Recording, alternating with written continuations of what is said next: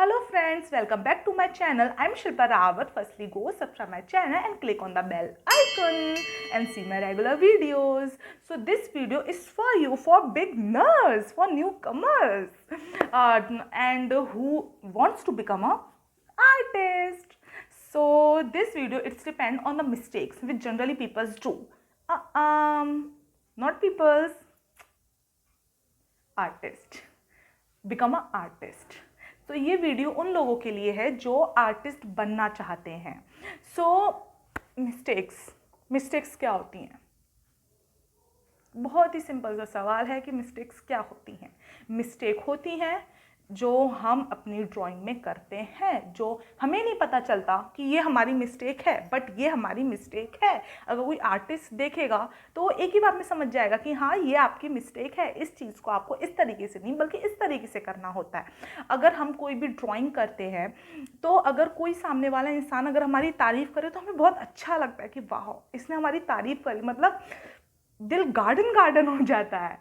तो लेकिन ना आर्टिस्ट के लिए तारीफ़ नहीं, मिस्टेक्स बहुत ज़्यादा इम्पॉर्टेंट होती हैं, क्योंकि एक ये मिस्टेक्स हैं जो आपको आपकी ड्राइंग इम्प्रूव करने में हेल्प करती हैं. अब उसमें मिस्टेक क्या होती है? सबसे पहली मिस्टेक होती है पेशेंस. भाई आज के ज़माने में तो लोगों में पेशेंस ही नहीं है. सीरियसली बता रही हूँ, इवन मेरे अंदर भी नहीं था. जब मैंने स्टार्ट किया था ड्राइंग करना, मैं ये सोचती थी यार इस चीज़ को मैं इतने टाइम से कर रही हूँ बट ये आ क्यों नहीं रही है. मतलब सीरियसली मुझे ना क्या था, स्ट्रेट लाइन सीखने में ही, मतलब स्ट्रेट लाइन करने में मुझे इतना टाइम लग गया था. सीरियसली मतलब स्ट्रेट लाइन करने में मुझे इतना टाइम लग गया था. फिर मैंने सोचा अरे यार स्ट्रेट लाइन तो हो नहीं रही है, चलो छोड़ो अब आगे बढ़ते हैं. ये थी मेरी सबसे बड़ी गलती. सब मतलब सबसे बड़ी नहीं, सबसे पहली गलती. जो हम अगर हमारे अंदर पेशेंस ही नहीं है तो हम उस चीज़ को कैसे सीख लेंगे? कैसे? फिर तो हमें हमेशा स्केल की ज़रूरत होगी, हमें ग्राफ की ज़रूरत होगी, हमें हर उस चीज़ की ज़रूरत होगी जो बहुत इजीली चीज़ कर दे. बट क्यों हमें इजी चीज़ के पीछे भागना क्यों है?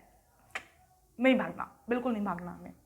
हमें उस चीज़ को इम्प्रूव करना है, अपनी मिस्टेक से सीख के हमें उन चीज़ों को इम्प्रूव करना है. तो वो चीज़ें जो सबसे पहले आपको पेशेंस लाना बहुत ज़रूरी है. आप इतने टाइम से वो चीज़ ज़रूर आपको आएगी. अगर आप एक चीज़ के पीछे अगर आप लाइन कर रहे हैं तो वो इम्प्रूव ज़रूर होगी. एक ना एक टाइम ऐसा आएगा कि जिस पे आपकी जो लाइन परफेक्ट जो लाइन होती है वो ज़रूर होगी. तो ऐसा मेरे साथ भी हुआ था. देन मतलब मैंने और भी वीडियोस देखी, उसमें मैंने ये चीज़ समझा कि पेशेंस बहुत ज़्यादा इम्पॉर्टेंट है. पेशेंस एक इम्पॉर्टेंट पार्ट है टू बिकम अ आर्टिस्ट के लिए. सो हर एक कोई भी चीज़ ना, पहले ऐसा होता था जब मैंने स्टार्ट किया था ड्राइंग करना, तो उसमें क्या होता था कि अगर मैं कोई एक आई ड्रॉ कर रही हूँ तो ये होता था कि यार जल्दी जल्दी से मुझे बनाना है और उससे फिर डायरेक्ट जाके पोस्ट कर देना है, फिर सबके लाइक्स एंड कमेंट्स देखने हैं किसकी क्या आया है क्या नहीं आया है. तो ये चीज़ होती थी. बट ये चीज़ सबसे बड़ी गलती है. आप लोग फिर उसके बाद पता है क्या होता था कि अगर ना कोई लाइक तो चलो हर कोई कर देता है, और ना मतलब लाइक्स भी ना वो लोग ज़रूर करते हैं कि भले हमारे दोस्तों को वो चीज़ ज़रूर अच्छी ना लगी हो, लेकिन वो दोस्त का फ़र्ज़ ज़रूर निभाते हैं. भाई दोस्त का फ़र्ज़ वो कभी नहीं छोड़ेंगे. तो फिर यही चीज़ होती थी. लेकिन फिर उससे ना जब वो पेशेंस आया उस चीज़ में, अगर आप एक आँख को ही सिर्फ एक पर्टिकुलर आई को बनाने में अगर आप 5 से 6 घंटा दे रहे हैं तो वो चीज़ उसमें दिखती है. बट अगर आप जल्दी जल्दी बना देंगे तो वो चीज़ उसमें नहीं दिखेगी, बिल्कुल भी नहीं दिखेगी. तो टाइम दीजिए, पेशेंस रखिए. पेशेंस रखेंगे तो टाइम आए देंगे, और अगर टाइम देंगे तो वो चीज़ आपकी ड्राइंग में 110% दिखेगी. तो देन आती हैं हमारी पोर्ट्रेट डायरेक्ट पोर्ट्रेट बना देना. अगर कोई इंसान पोर्ट्रेट सीखता है तो पोर्ट्रेट सीखने के पहले आपको ना स्टेप बाय स्टेप वो चीज़ें करनी होती हैं। अगर आप स्टेप बाय स्टेप वो चीज़ें नहीं फॉलो करेंगे तो आपकी जो एक पर्टिकुलर आप जो पोर्ट्रेट या फिर जो ड्राइंग बना रहे हैं वो उसमें कुछ भी इम्प्रूव नहीं आएगा, आप एज इट इज़ उसी पॉइंट पे रह जाएंगे। तो स्टेप बाय स्टेप का मतलब है, सबसे पहला है पेशेंस, देन सेकंड नंबर पे आता है फिगर्स। पोर्ट्रेट बनाने के पहले ना हमें फिगर्स सीखना बहुत ज़्यादा ज़रूरी है। अगर हम ना फिगर्स नहीं सीखेंगे तो हमें ये चीज़ नहीं पता चलेगा कि ये चीज़ तो यार टेढ़ी है, मतलब हमने सीधी सीधी चीज़ें, अब अगर इस तरीके से मेरा हैंड है, हाँ, अब मुझे इस हैंड को बनाना है तो मैं ये स्ट्रेट हैंड बहुत ईजीली बना दूंगी, बट अगर इस हैंड में ऐसा हो जाएगा, ऐसा हो जाएगा, ऐसा हो जाएगा, देन ऐसा हो जाएगा, ऐसा हो जाएगा, तो ये इस टाइप के फिगर्स को मैं नहीं बना पाऊंगी क्योंकि मैंने फिगर्स की प्रैक्टिस ही नहीं करी है। तो फिर मैं फिगर्स को किस तरीके से बना दूंगी? तो फिर यही चीज़ होती है कि पेशेंस के बाद आते हैं फिगर्स। अब फिगर सिर्फ हमारा बॉडी स्ट्रक्चर आता है, जो बॉडी इसके बारे में मैंने आपको अपनी पहली वीडियो में बताया है कि पहले क्या क्या आता है, बॉक्स, मसल्स, तो ये चीज़ें आप उसे देख सकते हैं, मैं उसका लिंक अपने डिस्क्रिप्शन में दे दूँगी।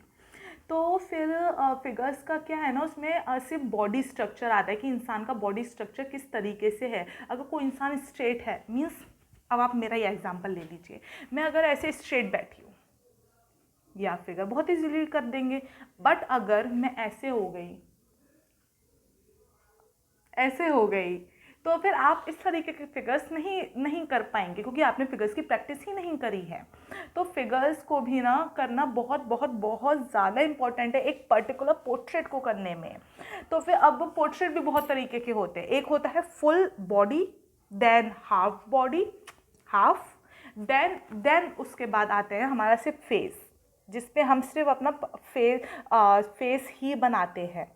तो अगर आपको सिर्फ फेस बनाना है उसके लिए भी आपको फिगर बहुत ज़्यादा इम्पॉर्टेंट है, उसके लिए फीचर्स बहुत इम्पॉर्टेंट है।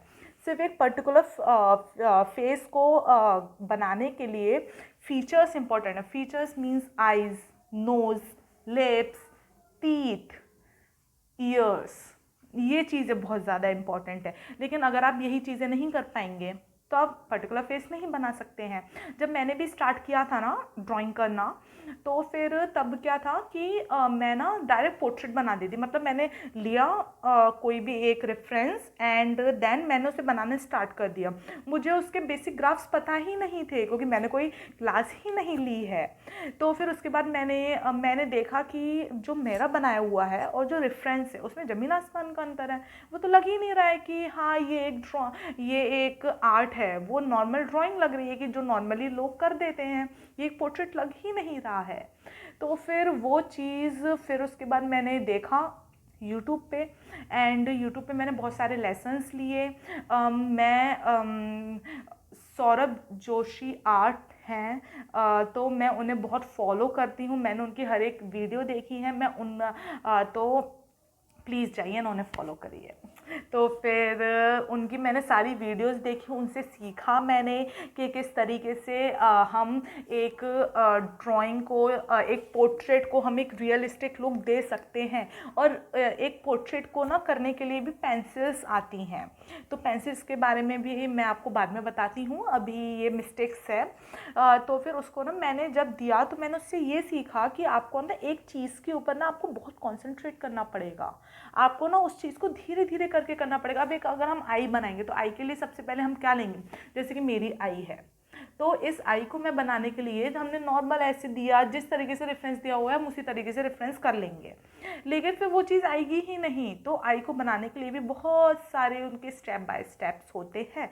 तो मैंने जब बनाना स्टार्ट किया तो मुझे आई को परफेक्ट तो नहीं कह सकती हूँ, बट हाँ बेटर देन मेरी होती गई। और ये ऑलमोस्ट मुझे 1 साल लगा था सिर्फ आई को परफेक्ट करने में, सिर्फ आई को परफेक्ट करने में, उसकी एक एक चीज़ को, कि आई का सिर्फ एक लुक नहीं होता, ये ऊपर नीचे, इस साइड, देन ये, देन ये बहुत बहुत सारे ऐसे एंगल्स आते हैं जो बनाने में बहुत डिफ़िकल्ट होते हैं। सिंपल लुक तो हर कोई बना लेगा, तो उस चीज़ को तो आपको फिगर्स सीखना बहुत ज़्यादा इम्पॉर्टेंट है और फीचर्स सीखना बहुत ज़्यादा इम्पॉर्टेंट है एक पर्टिकुलर पोर्ट्रेट के लिए। तो फिर उसके बाद क्या आता है, ये सारी चीज़ें सिर्फ आई पे नहीं, नोज़ बहुत सारे मैंने ऐसे देखा है मैंने कि नोज़ तो बोलते हैं कि बहुत ही इजी है, नोज़ बहुत इजीली बन जाता है। मैं आपको नहीं बोल रही, मैं खुद भी ये चीज़ सोचती थी ये बात कि नोज़ तो बहुत ज़्यादा सिंपल है यार, नोज़ को बनाने में कितना टाइम लगेगा। हाँ, बिल्कुल नहीं, मैं तो बस लिया और एक नोज़ का रेफरेंस लिया, मैंने अपनी शीट ली, पेंसिल्स ली, रबड़ लिया, शार्पनर लिया एंड देन बनाना स्टार्ट कर दिया। तो मैं देख रही अरे नॉर्मल है यार, बन जाएगा। तो लेकिन ना वो चीज़ें नहीं, गलत है।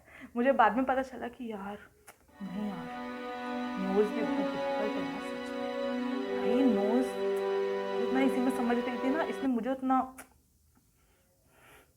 मुझे बाद में पता चला कि यार नोज़ डिफ़िकल्ट है, तो नोज़ के भी बहुत सारे एंगल्स होते हैं, सिर्फ एक ये सिंपल एंगल नहीं होता है, ऊपर नीचे इधर उधर हर तरीके का एंगल होता है नोज़ का भी। एंड देन ये लिप्स एंड ईयर्स के साथ भी होता है, तो आपको फीचर्स सीखने बहुत बहुत बहुत ज़्यादा इम्पोर्टेंट है।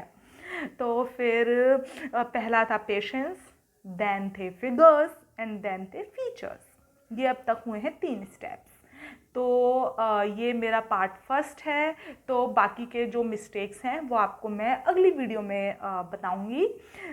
तो thank you for watching, hope you learn something about mistakes and आप मिस्टेक के बारे में सीखे होंगे। आप मेरी वीडियो से आपको ये चीज़ पता चलेगी कि हाँ, मिस्टेक से इंसान को बहुत आर्टिस्ट को बहुत हेल्प होती है अपनी ड्राइंग को इम्प्रूव करने में।